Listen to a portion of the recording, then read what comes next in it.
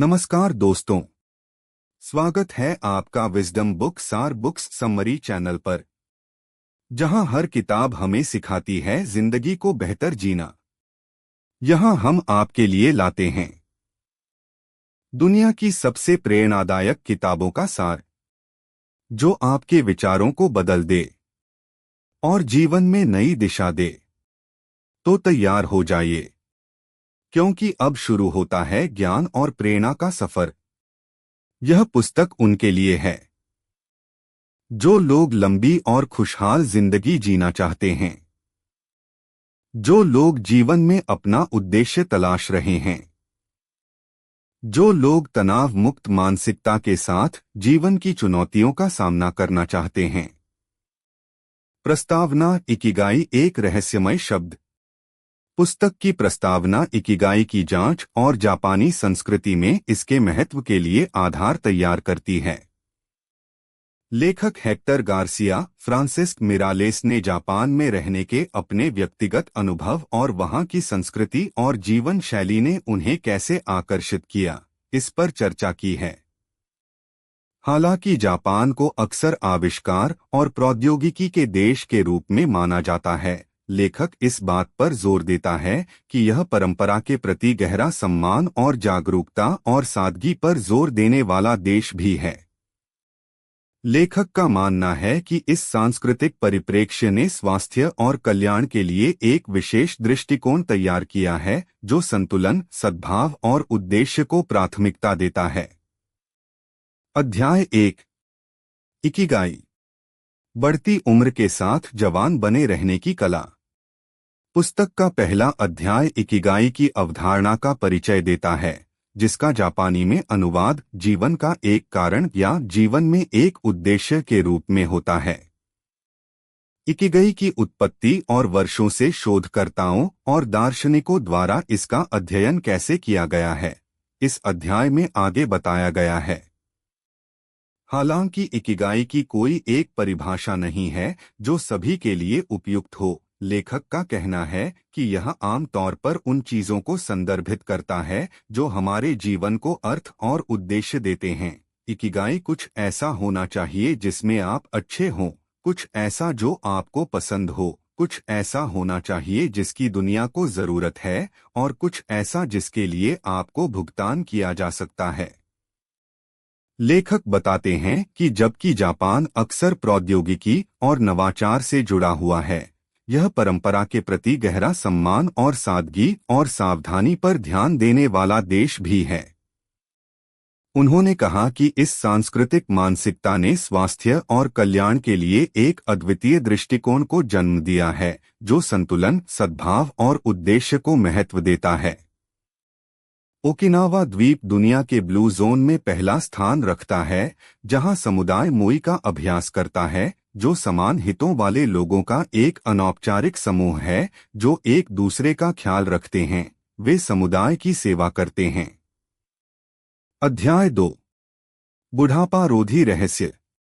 छोटी छोटी बातें जो लंबी और खुशहाल जिंदगी जोड़ती हैं। लेखक ने इस अध्याय में लंबा जीवन जीने के रहस्यों का खुलासा किया है। युवा शरीर, सक्रिय दिमाग। क्योंकि मन और शरीर एक दूसरे से जुड़े हुए हैं, युवा मन आपको एक स्वस्थ जीवन शैली जीने के लिए प्रेरित करता है, जो उम्र बढ़ने की प्रक्रिया को धीमा कर देगा। हम मानसिक व्यायाम की कमी से पीड़ित हैं, क्योंकि इससे हमारे न्यूरॉन्स और तंत्रिका संबंध खराब हो जाते हैं। दीर्घकालिक तनाव को दूर करें। अधिकांश स्वास्थ्य समस्याएं लगातार तनाव की स्थिति में रहने के कारण होती हैं। थोड़ा तनाव फायदेमंद होता है। तनाव का निम्न स्तर हमारे स्वास्थ्य के लिए फायदेमंद हो सकता है। सक्रिय बने रहें। गतिहीन व्यवहार विभिन्न प्रकार की बीमारियों में योगदान देता है। अपनी दिनचर्या में कुछ बदलाव करें, जैसे काम पर पैदल जाना, लिफ्ट के बजाय सीढ़ियों से जाना, बच्चों या पालतू जानवरों के साथ खेलना और सावधान रहना। प्रति रात 9 से 10 घंटे के बीच सोएं। यह एक महत्वपूर्ण एंटी एजिंग उपकरण है, क्योंकि जब हम सोते हैं तो हम मेलाटोनिन का उत्पादन करते हैं, एक शक्तिशाली एंटीऑक्सीडेंट जो प्रतिरक्षा प्रणाली को मजबूत करता है। सकारात्मक दृष्टिकोण बनाए रखें। जीवन की चुनौतियों के प्रति शांत या स्थिर रवैया रखने से चिंता और तनाव को कम करके और व्यवहार को स्थिर करके हमें युवा बने रहने में मदद मिल सकती है। अध्याय 3। लोगोथेरेपी से इकिगाई तक। अपना उद्देश्य ढूंढकर लंबा और बेहतर जीवन कैसे जिएं। लोगोथेरेपी आपको जीने के कारणों की खोज में सहायता करती है। लेखक ने प्रक्रिया को 5 चरणों में विभाजित किया है। एक व्यक्ति खाली, निराश या चिंतित महसूस करता है। चिकित्सक उसे प्रदर्शित करता है कि वह जो अनुभव कर रहा है वह एक सार्थक जीवन जीने की इच्छा है। रोगी को अपने जीवन का अर्थ समय के उस विशेष बिंदु पर पता चलता है। रोगी अपनी इच्छा से चुनता है कि उसे अपने भाग्य को स्वीकार करना है या अस्वीकार करना है। जीवन के प्रति उनका नया उत्साह उन्हें बाधाओं और दुखों पर काबू पाने में सहायता करता है। लेखक मोरिता थेरेपी की भी चर्चा करता है, जिसे लोगोथेरेपी से पहले जापान में विकसित किया गया था। जापान में शोमा मोरिता ने अपनी स्वयं की उद्देश्य केंद्रित चिकित्सा विकसित की। क्योंकि उनकी भावनाएं उनके कार्यों के परिणामस्वरूप बदल जाएंगी, मोरिता थेरेपी मरीजों को उन्हें नियंत्रित करने की कोशिश किए बिना अपनी भावनाओं को स्वीकार करने के लिए सिखाने पर केंद्रित है। इसके मूलभूत सिद्धांत इस प्रकार हैं। अपनी भावनाओं को स्वीकार करें। अपनी जिम्मेदारियां निभाएं। अपने जीवन का उद्देश्य निर्धारित करें। यह इकिगाई से संबंधित है क्योंकि लोगोथेरेपी और मोरिता थेरेपी दोनों एक व्यक्तिगत अनूठे अनुभव पर आधारित हैं, जिसे आप चिकित्सक या आध्यात्मिक रिट्रीट की मदद के बिना प्राप्त कर सकते हैं। अपने इकिगाई या अस्तित्वगत ईंधन की खोज का मिशन। अध्याय 4। आप जो कुछ भी करते हैं उसमें प्रवाह खोजें। काम और खाली समय को विकास के स्थानों में कैसे बदलें। जब आप अपने आप को किसी भी चीज के हवाले कर देते हैं तो आप समय बीतने के बारे में भूल जाते हैं। हर सेकंड 1 घंटे के समान लगता है जब आप कुछ ऐसा कर रहे होते हैं जो आप वास्तव में नहीं करना चाहते हैं। प्रवाह उस तल्लीनता की स्थिति को संदर्भित करता है जिसे कोई व्यक्ति किसी आनंददायक गतिविधि को करते समय अनुभव करता है। मिहाली सिसिजेंट मिहाली के अनुसार प्रवाह आनंद, प्रेरणा और प्रवाह का अनुभव है जो उस क्षण में पूरी तरह से मौजूद होने से आता है। यदि आप इकिगाई के अनुसार जीना चाहते हैं तो आपको प्रवाह की स्थिति में जाने की जरूरत है। एक आदर्श अनुभव होना चाहिए।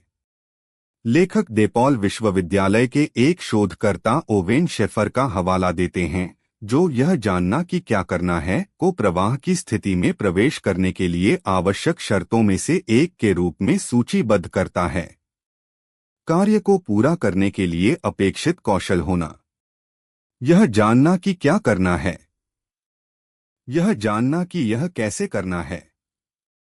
यह जानते हुए कि आप कितना अच्छा कर रहे हैं। यह जानना कि कहाँ जाना है, जहां नेविगेशन शामिल है। लेखक हमें इसके लिए 3 दृष्टिकोण प्रदान करता है। चुनौतीपूर्ण विकल्प चुनें, लेकिन बहुत कठिन नहीं। यह एक चुनौती है क्योंकि यह हमारी क्षमताओं के भीतर है, लेकिन फिर भी थोड़ी पहुंच तक है। किसी संघर्ष के अंत तक डटे रहने की हमारी इच्छा उस आनंद में निहित है जो हम मानसिक और शारीरिक परिश्रम की अनुभूति से प्राप्त करते हैं। जानें कि आप क्या हासिल करने की कोशिश कर रहे हैं और इसे बिल्कुल स्पष्ट करें। हालांकि आपकी यात्रा उतार चढ़ाव से रहित नहीं हो सकती है, लेकिन ध्यान रखें कि यदि आपने पूर्व निर्धारित मार्ग का अनुसरण किया है तो आप उससे कहीं अधिक जल्दी और अधिक प्रभावी ढंग से अपने गंतव्य तक पहुंचेंगे। आप जो कर रहे हैं उस पर ध्यान दें। हालांकि समय बचाने के लिए एक साथ कई काम करना तर्कसंगत लग सकता है, लेकिन अध्ययनों से पता चला है कि वास्तव में ऐसा नहीं है।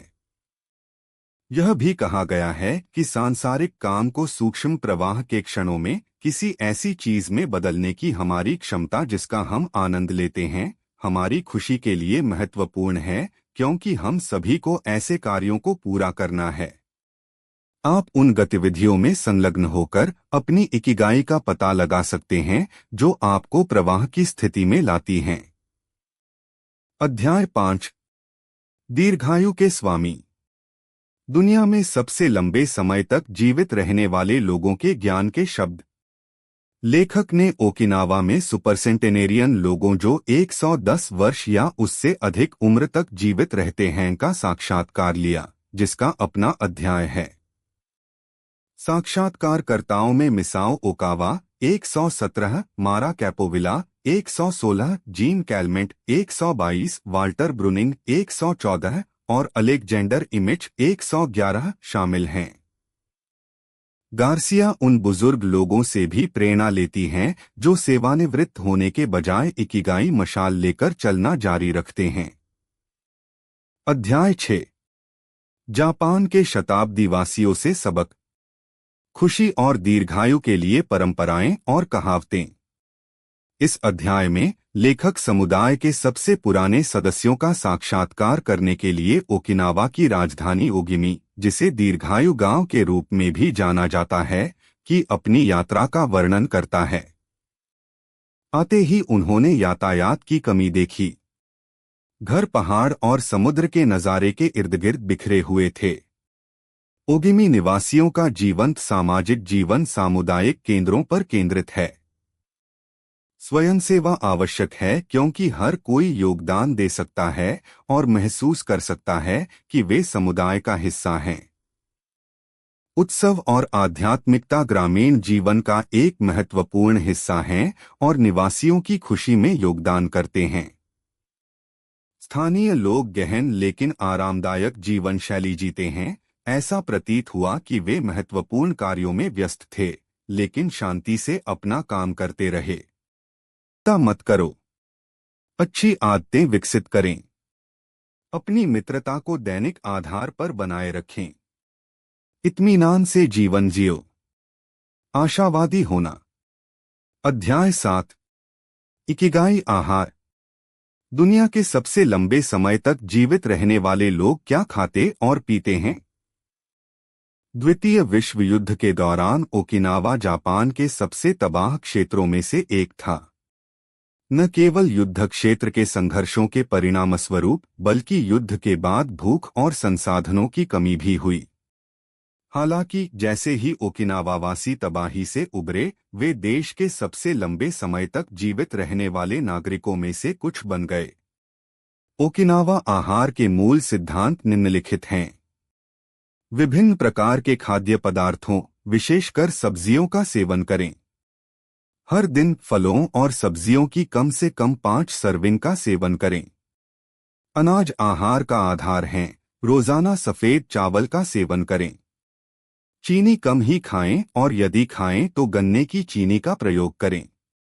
वे हारा हाचीबू के जापानी नियम का भी पालन करते हैं, जिसे 80% नियम के रूप में भी जाना जाता है। जब आपको एहसास हो कि आपका पेट लगभग भर चुका है लेकिन आप थोड़ा और खा सकते हैं, तो रुक जाएं। आप मिठाई न खाकर, हिस्से का आकार कम करके या प्रति सप्ताह 1 या 2 दिन उपवास करके इसे आसान बना सकते हैं। ओकिनावान विभिन्न प्रकार के प्राकृतिक एंटीऑक्सीडेंट का सेवन करते हैं, जिनमें टोफू, मिसो, टूना, गाजर, कोम्बू, नोरी और सोया स्प्राउट्स शामिल हैं। ओकिनावान सैनपिंचा पीते हैं, जो हरी चाय और चमेली के फूलों का मिश्रण है, और वे शिकुवासा का रस भी पीते हैं, जो एक खट्टे फल है जिसका उपयोग न केवल जूस के लिए बल्कि पारंपरिक व्यंजनों में भी किया जाता है। अध्याय 8। कोमल गतिविधियां, लंबा जीवन। पूर्व के व्यायाम जो स्वास्थ्य और दीर्घायु को बढ़ावा देते हैं। जो लोग सबसे अधिक घूमते हैं, वे सबसे अधिक समय तक जीवित रहते हैं, न कि वे जो सबसे अधिक कसरत करते हैं। ओगिमी में रहने वाले लोग बहुत सक्रिय हैं। वे खूब चलते हैं, जल्दी उठते हैं और अपने बगीचों में काम करते हैं। यदि आप किसी शहर में रहते हैं तो हर दिन प्राकृतिक और स्वस्थ तरीके से घूमना मुश्किल हो सकता है क्योंकि हम अधिक बैठते हैं। ऐसी कई पूर्वी प्रथाएं हैं जिन्हें हम अपने शरीर, दिमाग और आत्मा में संतुलन लाने के लिए घर पर कर सकते हैं। योग, रेडियो टैसो, सूर्य नमस्कार, ताई ची किगोम शियात्सु, सांस की सचेतनता।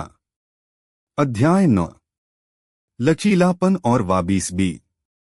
तनाव और चिंता को बढ़ाए बिना जीवन की चुनौतियों का सामना कैसे करें। इकिगाई आपको सिखाती है कि चाहे कुछ भी हो, अपने सपनों को पूरा करना चाहिए और तब भी प्रयास करते रहना चाहिए जब चीजें योजना के अनुसार नहीं चल रही हों। यह कठोरता है। जीवन के उतार चढ़ाव से निपटने के लिए उचित मानसिक, शारीरिक और भावनात्मक लचीलापन प्रशिक्षण आवश्यक है। लचीले लोगों की ताकत उनकी अनुकूलन क्षमता से आती है। वे बदलाव और असफलताओं के बावजूद समायोजन करने में कुशल हैं। वे उन चरों पर ध्यान केंद्रित करते हैं जिन्हें वे प्रभावित कर सकते हैं और उन चरों के बारे में चिंता नहीं करते जिन्हें वे प्रभावित नहीं कर सकते। बौद्ध धर्म और रूढ़िवाद आपको भावनात्मक दृढ़ता विकसित करने में मदद कर सकते हैं। इसके अलावा ध्यान फायदेमंद हो सकता है क्योंकि यह हमें अपनी भावनाओं और इच्छाओं के प्रति जागरूक होने और खुद को उनसे मुक्त करने की अनुमति देता है। ऐसा करने से हम अपने विचारों को क्रोध, ईर्ष्या या नाराजगी की भावनाओं का विरोध करना सिखा सकते हैं। यह जानना कि किस क्षण को जीना है, लचीलापन विकसित करने के लिए एक और आवश्यक कौशल है। क्षण ही सब कुछ है और यह एकमात्र ऐसी चीज है जिस पर हमारा नियंत्रण है, जैसा कि बौद्ध धर्म और स्टोइज्म दोनों एक अनुस्मारक के रूप में प्रदान करते हैं। हमें इस तथ्य को कभी नजरअंदाज नहीं करना चाहिए कि जो कुछ भी हमारे पास है और जिसकी हम परवाह करते हैं वह किसी न किसी बिंदु पर चला जाएगा। यह कभी न भूलें कि जो कुछ भी हमारे पास है और जिससे हम प्यार करते हैं वह एक दिन गायब हो सकता है, लेकिन इसके बारे में उदास होने की आवश्यकता का विरोध करें। यह जानना कि सब कुछ अस्थायी है निराशाजनक नहीं होना चाहिए, बल्कि इससे हमें यहाँ और अभी तथा अपने आसपास के लोगों को संजोने के लिए प्रेरित करना चाहिए। वाबीसबी के नाम से जाना जाने वाला एक जापानी विचार दुनिया की नश्वरता, परिवर्तनशीलता और क्षणभंगुरता की सुंदरता को प्रदर्शित करता है। हमें खूबसूरती उन चीजों में ढूंढनी चाहिए जो दोषपूर्ण या अधूरी हैं, न कि उन चीजों में ढूंढने की कोशिश करें जो दोषरहित हैं। इचिगो इची, जिसका मोटे तौर पर अनुवाद इस प्रकार है, यह क्षण केवल अभी मौजूद है और दोबारा नहीं आएगा, एक मानार्थ जापानी विचार है। और अंत में एंटी फ्रैगिलिटी। एंटी फ्रैगिलिटी लचीलेपन से परे है, जबकि पहला झटके झेल सकता है और अपरिवर्तित रहता है, दूसरा सुधार करता है। निम्नलिखित 3 चीजें करके हम एंटी फ्रेजाइल बन सकते हैं। अनावश्यक पद बनाएं। आय के अनेक स्रोतों पर भरोसा करें। कुछ स्थितियों में सतर्क दाव लगाएं जबकि अन्य में कई छोटे छोटे जोखिम उठाएं। इस पर धन खर्च करें। उन चीजों से दूर रहें जो आपको कमजोर करती हैं। अपनी आदतें सुधारें। हमें अपने जीवन में लचीलापन विकसित करने के लिए कठिनाई से नहीं डरना चाहिए क्योंकि प्रत्येक असफलता सुधार का मौका देती है।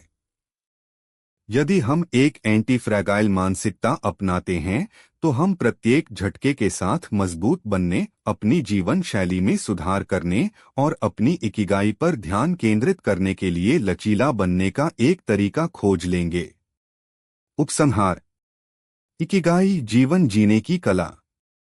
लेखिका 20वीं सदी के सबसे महत्वपूर्ण सुलेखकों और हाइकुवादकों में से एक मित्सुओ एडा के काम को एक ऐसे व्यक्ति के उदाहरण के रूप में साझा करती है जिसने शोडो सुलेख ब्रश का उपयोग करके 17 अक्षर वाली कविताओं के साथ भावनाओं को संप्रेषित करने की इकिगाई के लिए अपना जीवन समर्पित कर दिया।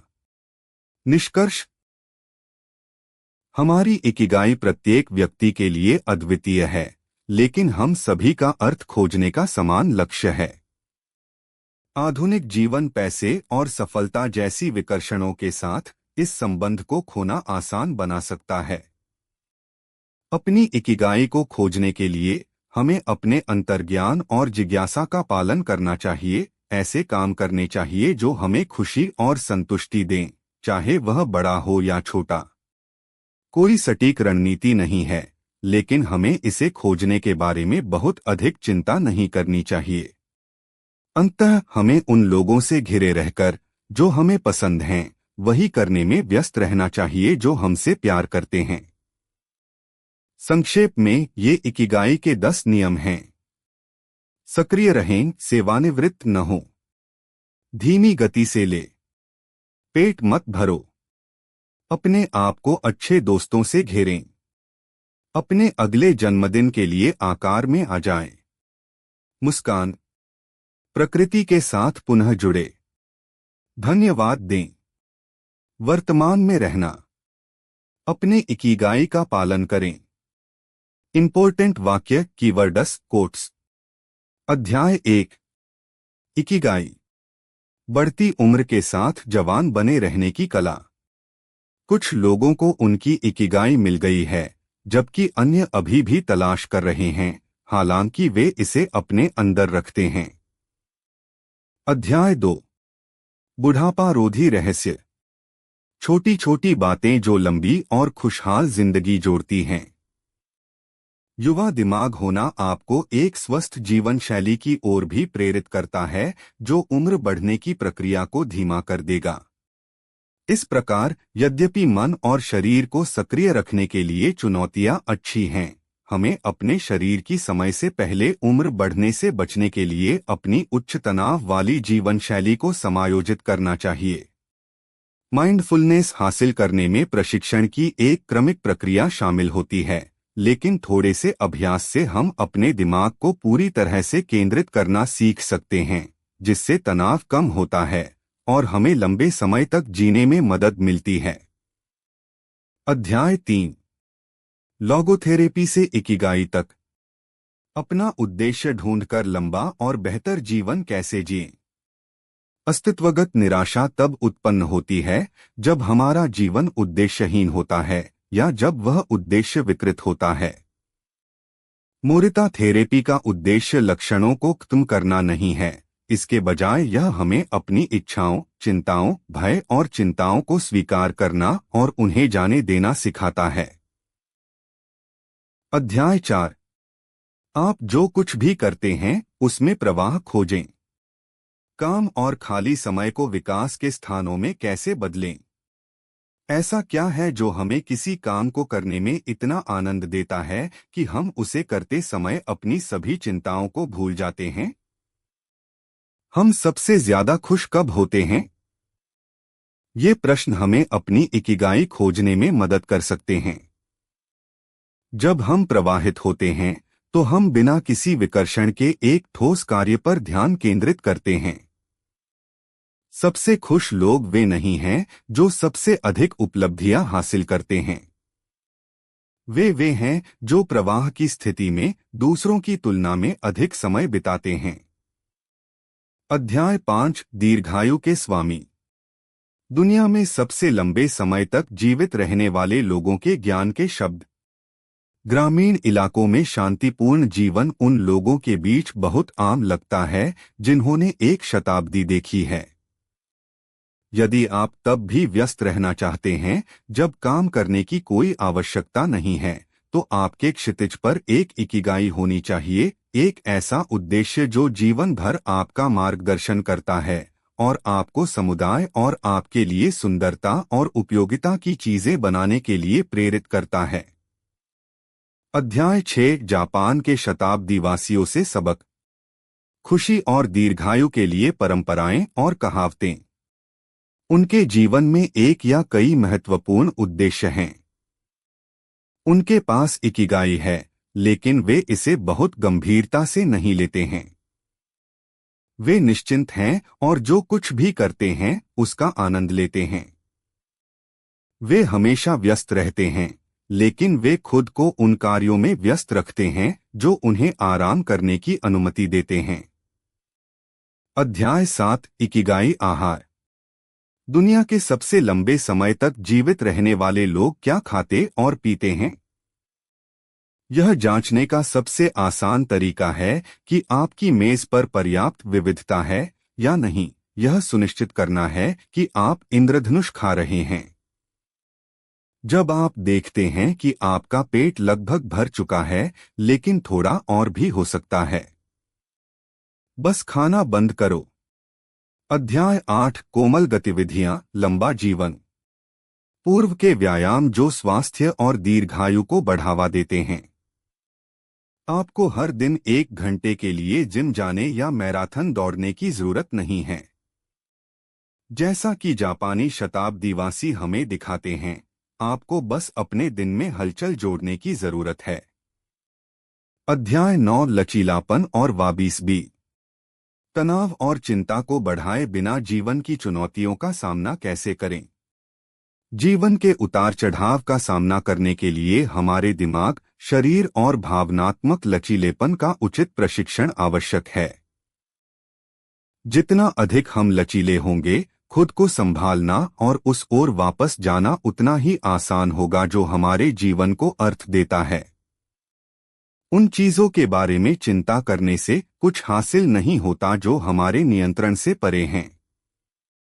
Ikigai book review in Hindi. Personal opinion.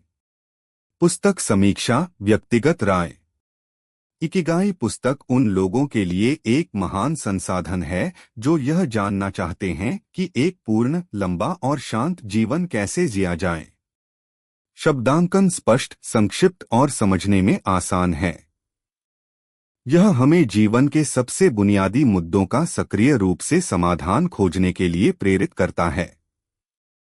यह किसी के विश्वदृष्टिकोण का विस्तार करने और उसकी अंतिम कॉलिंग की खोज करने में सहायता करता है।